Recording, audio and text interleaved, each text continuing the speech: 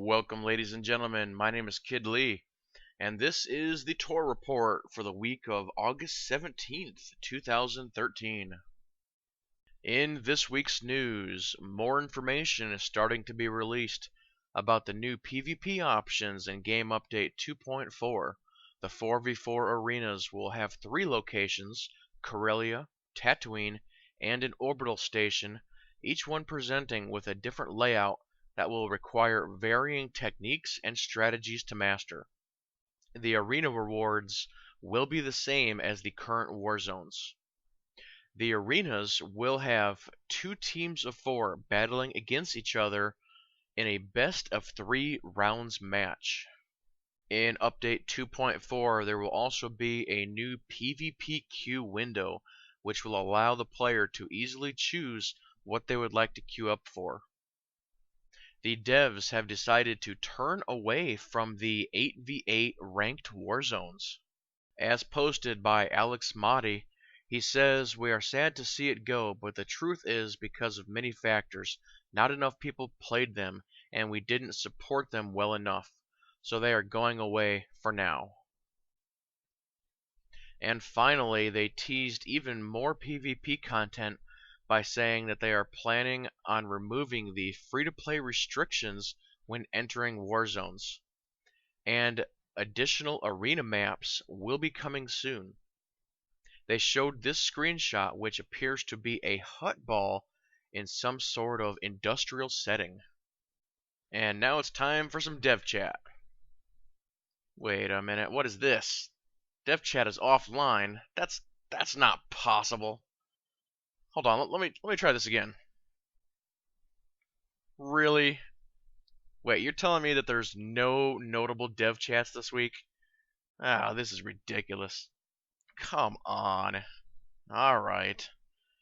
Well, since there's nothing notable this week, I guess I'll just give you guys a quick preview video of my 4v4 arenas.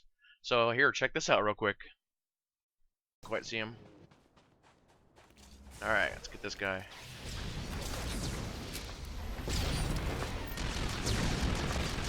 Come on. Alright, there's one down. Somebody's lighting me up. Shield up. See if we can do a little bit of a stun. Reapply all poisons.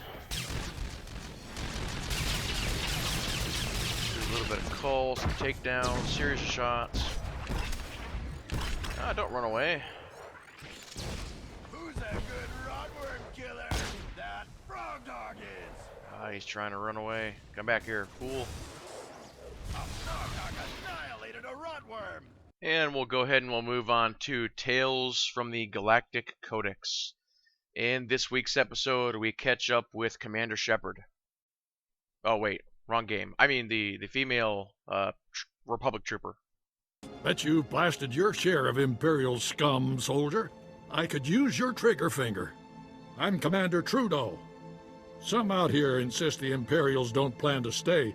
I say, once their excavations are complete, they'll conquer Anchorhead. But you could help hold them off. Make sure they're too busy with the Sand People to notice us. What do the Sand People have to do with this? Not just any Sand People. This is the most vicious tribe on Tatooine.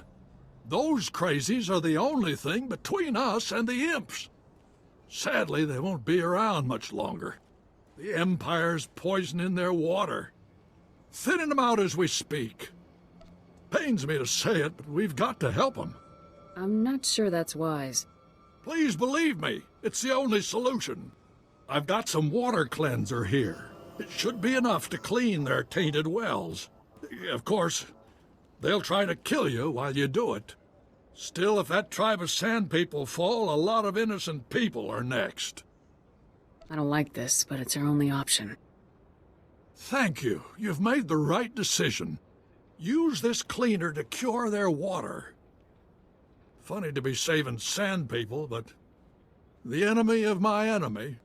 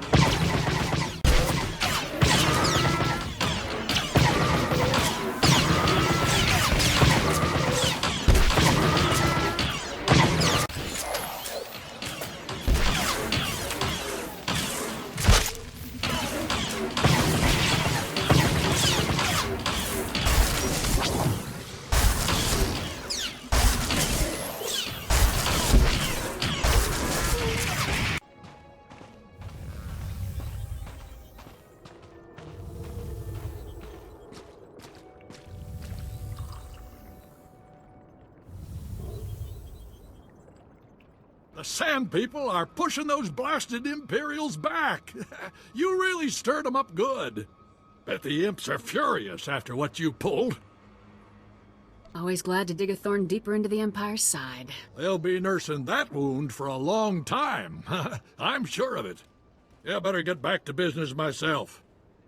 Thanks again. I won't forget what you've done here.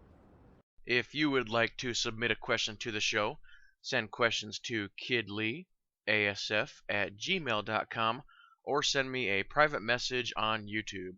The first question of the day comes in from Joe B. He asks, in the last episode you said that there would be a new planet called Oricron. In patch 2.4 I have two questions. What is the background of this planet, such as location, terrains, the people that live there, and how it got involved in the war? And part 2, have the devs given any details on what the story would be based on? Okay, let's talk about Oricron, and I'm actually really glad that you asked this question because I was actually thinking about doing a video on this, but I think my explanation for this will cover that. Let's talk about where Oricron first appeared in other Star Wars lore. This is a moon that has very little lore. Now note that I said moon and not planet. According to the lore, it is a small moon. The BioWare devs called it a planet, so I think they're a bit off on that one. Before Star Wars The Old Republic, Oricron was only mentioned in one other story. There is a short story by the name of Behind the Threat, The Sith Part 5 Antiheroes. So other than that, and this new lore for Star Wars The Old Republic, that is it. Let's get into some of the details. Oricron is a moon in the Outer Rim territories just outside of the seat of the Empire. It is in the Corva sector, and the system is known as the Oricron system. For story lore, we have this. An insignificant world that was home to Darth Vitus. Before its location was lost to the wider galaxy, Vitus experimented with Sith alchemy on the world, creating monsters strong in the dark side.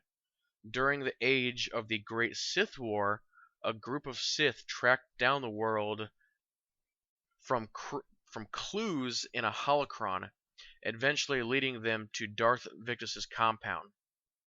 Now, in the Old Republic, the Dreadmasters, who broke away from the Sith Empire during the Second Great Galactic War, were drawn to Oricron due to the dark energies left over by Darth Victus, and set up their base of operations.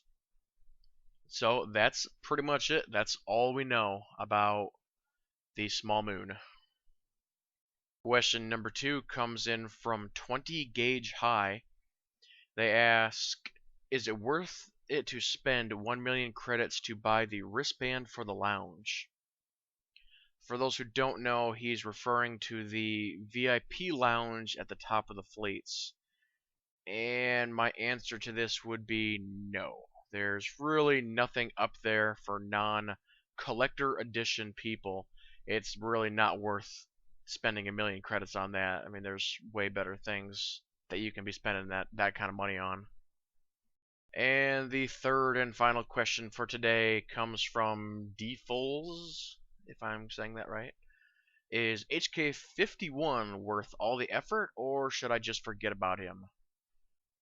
Well, in my opinion, he is the best companion in the game when it comes to straight combat. If you get him at level 10 and actually level with him, he will make you so much stronger. It is so incredibly easy to level when you have him as your companion.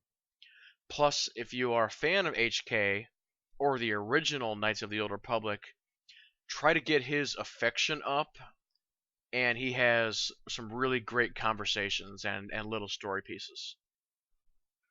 So that will go ahead and do it for this episode of the TOR Report. I do have some videos in the works showing all the great new stuff for 2.4, so everybody stay tuned for that. And on that note, everybody keep playing, and have fun.